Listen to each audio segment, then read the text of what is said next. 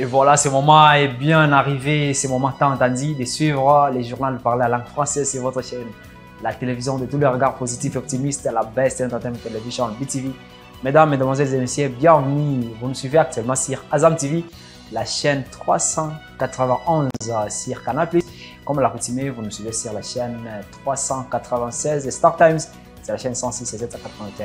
Au sommaire de ce journal, ce mois de novembre sera riche en activités, tout cela pour faire face à ces défis qui rencontrent le secteur d'emploi au Burundi. Et dans ce même journal, organiser des événements pour commémorer et aussi se rappeler de la mort des stars musiciens burundais comme Christophe Matata ou encore le célèbre Tchancho Amisi. C'est très important et pour le gouvernement et pour les artistes. Et ça, c'est là, vous allez le suivre et beaucoup d'informations dans ce journal. Bienvenue si vous nous rejoignez.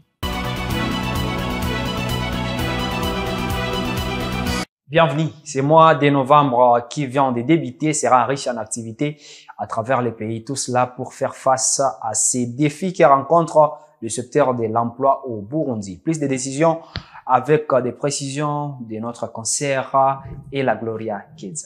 En vue de résoudre les défis que rencontre le secteur d'emploi au Burundi, il est prévu des activités principales en ce mois de novembre, comme l'explique le ministre de la fonction publique, du travail et de l'emploi, Vénuste Muyabaga.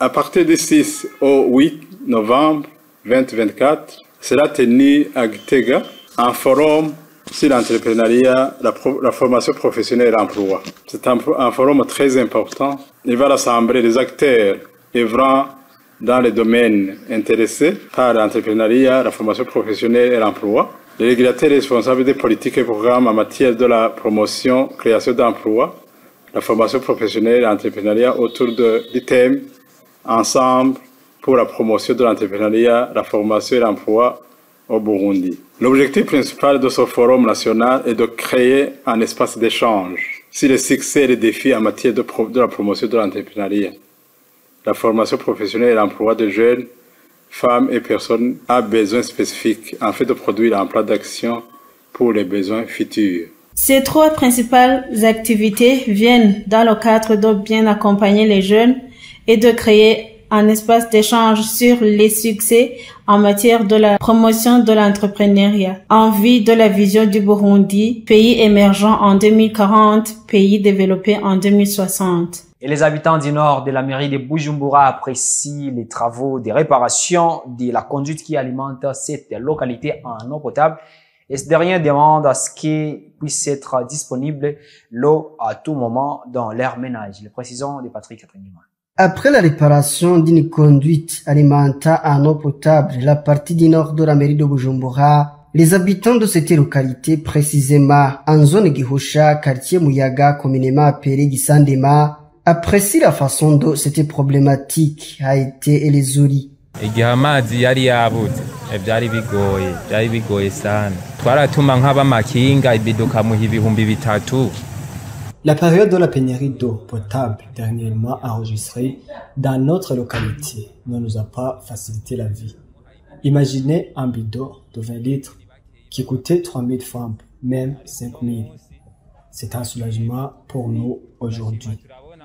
Amazi amaze iminsi itatu aza yikurikiranya turabishima kweri. Ces habitants demandent aussi la disponibilité d'eau potable dans les ménages, pas seulement sur les robinets publics, pour se protéger contre les maladies liées aux mains sales. L'eau potable est disponible sur les robinets publics. Nous demandons sa disponibilité dans nos ménages, car une semaine vient de s'écouler. Nous craignons que nous puissions être infectés par les maladies liées au manque d'hygiène, y compris la choléra, la dysenterie, ainsi que le Mpox. La conduite doit réparer juste au niveau du pont sur la rivière Nahangwa et la seule par laquelle se coule l'eau potable de régie des eaux en provenance du lac Tanganyika vers presque tous les quartiers de la commune Nahangwa. Et je le disais tantôt dans les sommaires, organiser des événements en mémoire des musiciens burundais disparus est une bonne chose. Et voilà la raison pour laquelle le gouvernement doit continuer à organiser de tels événements. C'est le reportage de notre concert Ange Negrita Irakoze. Le fait de rendre hommage aux chanteurs décédés a une grande signification pour les familles et pour le pays en général, car ils ont laissé un message qui ne vieillit pas. C'est pourquoi le gouvernement devrait investir dans le soutien au travail de mémoire d'eux, comme l'a déclaré Célestin Nyandemye du groupe Sauvable, un des groupes qui ont organisé le concert.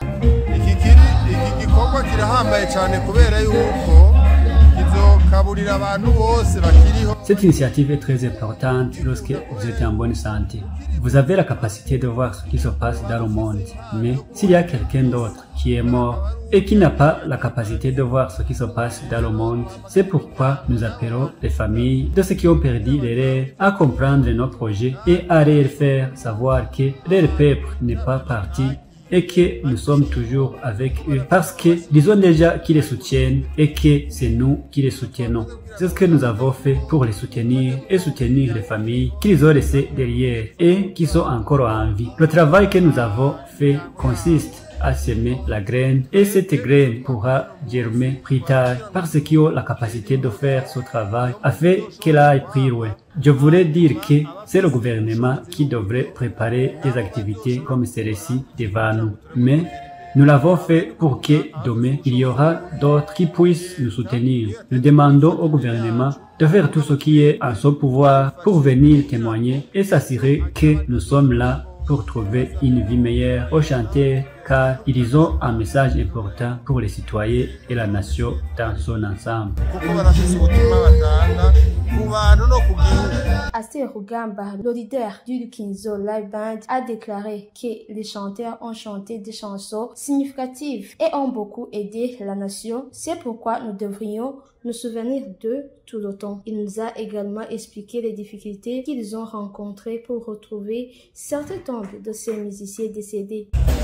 Icyatumye tuyumvira kino gikorwa nuko twabonye neza yuko abaririmbyi bitavye Imana barasize message zidasanzwe. Ce qui nous a amené à lancer cette activité, c'est parce que nous avons vu que les chanteurs décédés ont laissé un grand message et encore une fois, vous aidez beaucoup déjà et il semble que cela ne sert à rien de les oublier et vous ne pouvez pas oublier votre identité. C'est pourquoi aujourd'hui, nous avons décidé d'organiser cette activité. Les défis que nous avons rencontrés dans l'organisation de ces activités sont nombreux. En particulier, trouver les tombes a été très difficile, mais Dieu nous a permis et nous avons tout réussi. Un autre défi est l'activité que nous avons fait à Don Bosco à cause de la pluie qui rendait difficile l'arrivée déjà. Mais toute l'activité s'est bien déroulée car les gens sont venus en grand nombre. Nous les avons donné diverses formations liées à la musique du Burundi.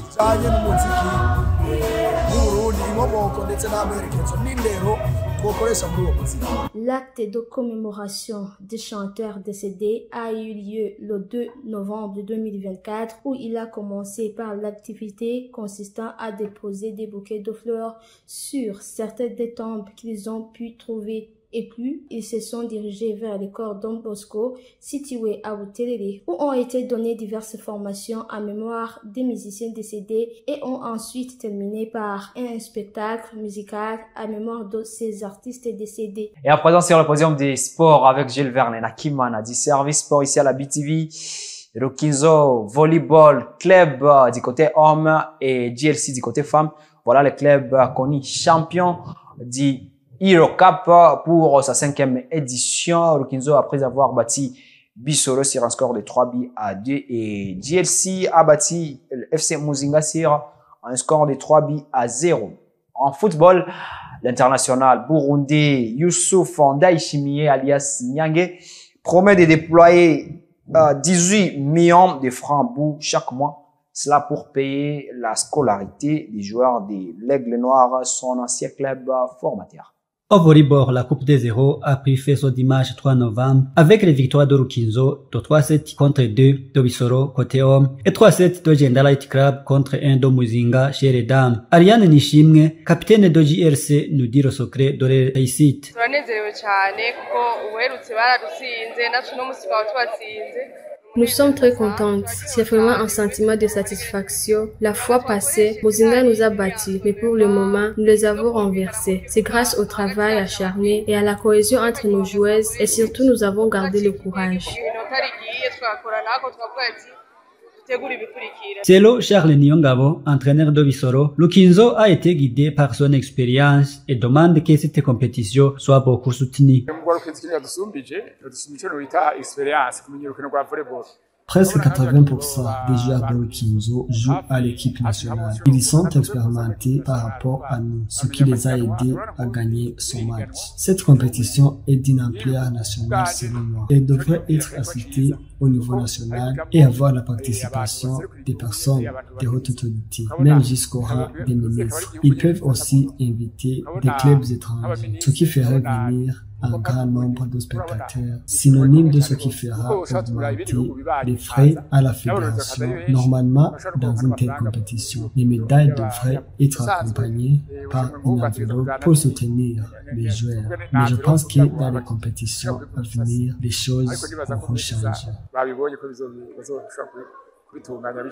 Youssouf Ndayishimiye, l'international burundais, évoluera à OGC Nice, en Ligue 1, accélérera le paiement des salaires des joueurs de Air Noir, soit 18 millions de francs par mois, durant la saison 2024-2025, en guise de reconnaissance de son ancien club qu'il a supporté. En Angleterre, ce week-end, les grands prétendants au titre, dont Man City et Arsenal, ont perdu leurs matchs, battus respectivement par les Bournemouth et Newcastle United. Nottingham Forest, le club qui a marqué l'histoire dans le foot dans les années 1979 et 1980, a remporté successivement le Champions League, la Première Ligue et bien d'autres coupes, occupe désormais la 3e place de la Première Ligue après avoir battu 3-0 West Ham United. Place à présent à l'actualité internationale sur la BTV.